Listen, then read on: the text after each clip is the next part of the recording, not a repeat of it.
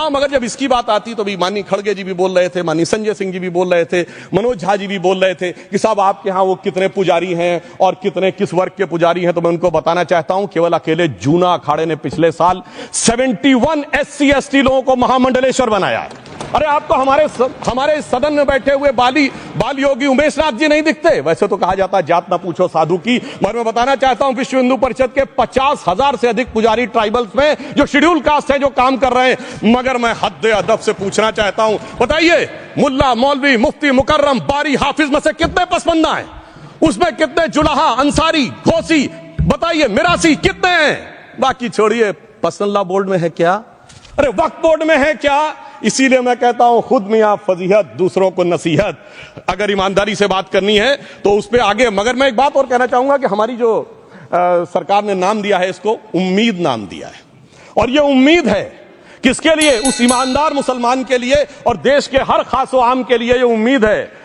मगर सभापति महोदय, कुछ लोग वो हैं जो उम्मा का ख्वाब पाले हुए थे।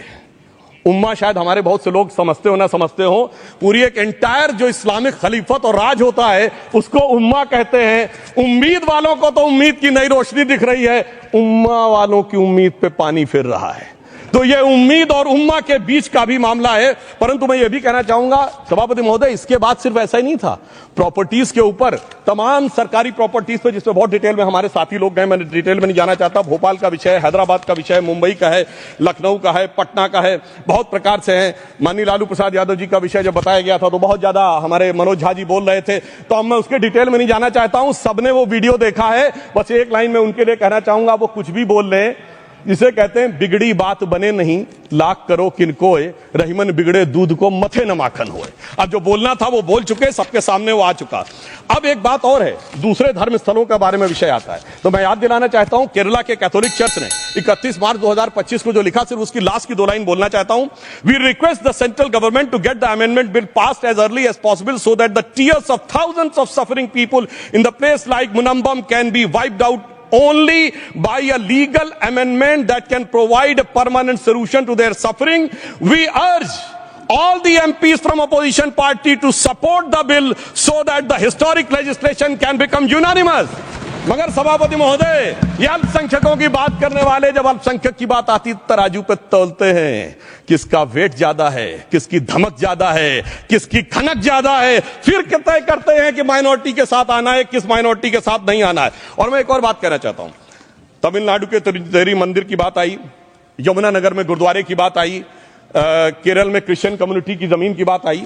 बहुत सारे लोग प्लेसेस ऑफ वर्शिप के एक्ट की बात करते हैं, तो as per places of worship act Tamil Nadu का मंदिर का तो स्टेटस नहीं चेंज हो सकता भाई। 15 अगस्त 47 के बाद किसी प्लेस ऑफ वर्शिप का स्टेटस नहीं चेंज हो सकता, तो वक्फ बोर्ड को क्लेम फॉरफिट कर देना चाहिए, because it is in contrast to the places of worship act. परंतु अब सुनिए, यही गुरुद्वारे के बारे में भी होना चाहिए। मगर सभापति महोदय, चाहे वक्फ बोर्ड का एक्ट हो, चाहे प्लेसेस ऑफ वर्शिप एक्ट हो, एक ही को फायदा होना है, जिसे कहावत में कहते हैं, खरबूजा छुरी पर गिरे या छुरी खरबूजे पे गिरे, आखिर में कटना भगवे रंग के खरबूजे को ही होता है। अब मैं यह भी बताना चाहता हूं कि इन संपत्तियों के द्वारा जो कुछ हुआ, उन्होंने इतनी चीजों को लिया है, इतनी चीजों को लिया है। एक पुराना उर्दू का शेर है कि मिटे नामियों के निशान कैसे कैसे, और ये जमीन खा गई आसमां कैसे कैसे। इस जमीन ने कैसे कैसे लोगों को अपने में समा लिया, इसकी तमाम तारीख गवाह है। अगर मैं इसमें बहुत डिटेल में जाऊंगा तो सदन का बहुत सारा वक्त जाएगा, परंतु मैं एक बात यह कहना चाहता हूं कि जब इतना ज्यादा आगे बढ़ गया तो फिर कोर्ट ने आगे इंटरवेंशन करना शुरू किया। मैं डिटेल में नहीं जाना चाहता हूं। अभी कार्तिकेय शर्मा जी ने बहुतों ने बोला सैयद फसल का case versus Union of Government, Allahabad High Court के केस को कहा, मगर Bashir versus State of West Bengal case में उन्होंने बहुत क्लियर कट कहा है कि waqf is not a religious denomination in accordance with Article 26 of the Constitution, so the matter relating to the restricting the economic, financial, political and other sectoral activities that may be associated with religious practice under Article 25(2)(a) of the Constitution can be regulated by the state. तो मुझे लगता है अब इसके बाद कोई किंतु परंतु का स्कोप नहीं रह जाना चाहिए। परंतु उसके बाद भी सभापति महोदय, जो कानून को न माने, जो कहे संविधान को नहीं मानेंगे, और जो ये कहे कि साहब अदालत के आदेश को भी नहीं मानेंगे, तो फिर इसका मतलब उसके मन में तो एक ऐसी बादशाही आ गई है। इसके लिए मुझे सभापति महोदय, वो पुरानी वाली फिल्म अगर लोगों को याद हो तो मुगले आजम का वो सीन याद आता है कि जब अकबर ने अनारकली को कैद कर लिया तो सलीम कहता है, जब्त मैं करूं जिसकी की जमीन वीरान हो गई है, जब्त वो न करे जिनके सिर्फ शौक के बाद चाहत को ठेस पहुंची है। ये जिल्ले इलाही की बादशाही नहीं बल्कि खुदाई है। मैं कहना चाहता हूं, जो संविधान को न माने, कानून का न माने, इसका मतलब वो अपनी खुदाई में जी रहा है। तो ये वो लोग हैं। और वैसे मैं सभापति महोदय, खुदाई से आजकल बहुत से लोगों को डर लगता है, क्योंकि जहां जहां खुदा है वहां वहां भगवान है, जहां जहां खुदा है वहां वहां भगवान है। बाकी आप सब बहुत बुद्धिमान हैं।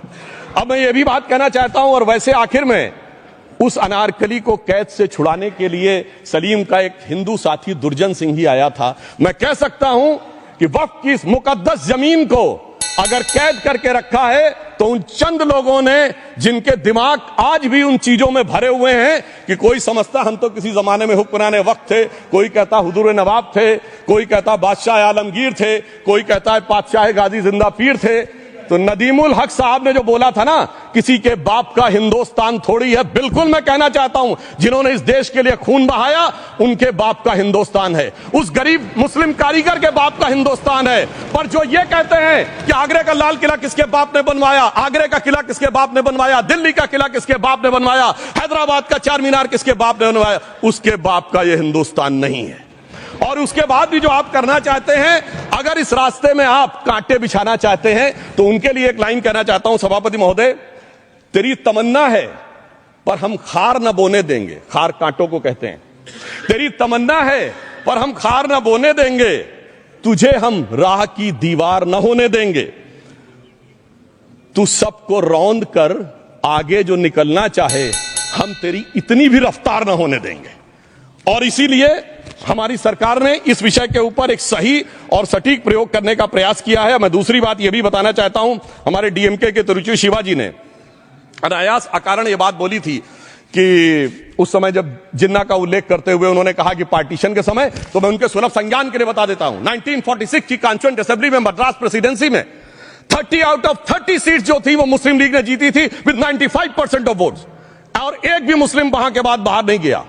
इसलिए मैं ईमानदारी से कहना चाहता हूं, फैक्ट को समझिए। और जो मद्रास प्रेसिडेंसी के मुस्लिम लीग के अध्यक्ष थे और पीजे पोकर साहब बहादुर और मोहम्मद इस्माइल, वही बाद में इंडियन यूनियन मुस्लिम लीग के अध्यक्ष बने, और उन्होंने 28 अगस्त 1947 को सेपरेट इलेक्टोरेट मांगे, जो कोई जाके कॉन्स्टिट्यूएंट असेंबली की डिबेट में पार्लियामेंट किया। आप वेबसाइट पे पेज नंबर 270 पे जाके पढ़ लीजिएगा। सरदार पटेल ने बड़े गुस्से में इस बात को कहा, अब जो हो गया सो हो गया, एक रात में दिल नहीं बदल गया, मगर अब देश के लिए कैसे आगे बढ़ना है उसके लिए ईमानदारी से आगे आओ। और खैर मैं अंबेडकर जी और पटेल जी के बहुत सारे वो कोट कर सकता हूं, सारी बातों को छोड़िए। मगर अफसोस की बात यह है सर कि अभी मनोज झा जी ने बोला था हम में से कोई शक है, कोई हूण है और ये करिए। अरे भैया, जमाने चले गए, अब जेनेटिक सीक्वेंसिंग का जमाना आ गया है। और जेनेटिक सीक्वेंसिंग ने क्या प्रूव किया है, दुनिया के सबसे बड़े मुस्लिम देश इंडोनेशिया के राष्ट्रपति आए थे और राष्ट्रपति भवन में उन्होंने डिनर के दौरान कहा कि few weeks back I got my genetic sequencing done and I was told that I am an Indian GDN. अरे साहब, कहां गुलामी की मानसिकता में पड़े हुए हैं सभापति महोदय। और यहां गुलामी की मानसिकता इस कदर पैबस्त है लोगों के दिमागों में। किसी सदन के एक सदस्य यहां विराजमान है, वो उस समय महाराणा सांगा का उल्लेख कर दिए। मैं ईमानदारी से कहता हूं, एक भी इंडियन सोर्स में इसका उल्लेख नहीं है, सारे के सारे फॉरेनर्स और लुटेरों के सोर्स में उल्लेख है। इसीलिए मैं कहता हूं, ये गुलामी के जिन्होंने गुलाम बनाया उनके सोर्सेस पे यकीन न करिए। और वैसे थोड़ा सा आउट ऑफ कॉन्टेक्स्ट हो तो ये भी बोल दूं, हमारे सदन के बहुत सदस्यों को नहीं पता होगा, अलेक्जेंडर के आक्रमण का किसी भारतीय सोर्स में कोई उल्लेख नहीं है, होरस नाम के किसी राजा का उल्लेख नहीं है, सिर्फ और सिर्फ ग्रीक में है। इसलिए गुलामी की मानसिकता से बाहर निकलिए, तब इन चीजों को आप सही ढंग से समझने में सफल होंगे। मेरा अब यह भी अनुरोध अपने सदस्यों के साथ है।